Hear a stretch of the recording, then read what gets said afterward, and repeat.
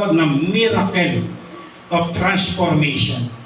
Yung 2 Corinthians 5:17. Sandali lang, isang tao nakipag-isa kay Jesus, magiging isang bagong nilalang, mawawala yung dati niyang pagkatao. Meron akong kilala, nalulungkot ako, sabi ko.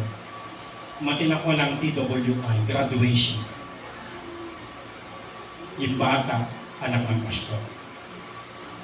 Ang problema, after 2 weeks, naka-tricycle, pumasok ng Ambuklaw, nakita ako, napahiya sa akin, yung sigarilyo nakapasak sa bibig ko. Kahit kapag graduate ng Bible school, Sunday school, without personal encounter with God, sigarilyo lang, di mo maiwan. Alak lang, pagtaya sa wedding, ending. Di ba? Ang pagiging sugarol. Kasi nagka-na-encounter si Lord, mga kapatid. Di ba? Hindi ko mararanasan yung miracle of transformation. Pinipilit mong magbago sa sarili mo, hindi ka magbago, pero pakitang tao. Saglit lang.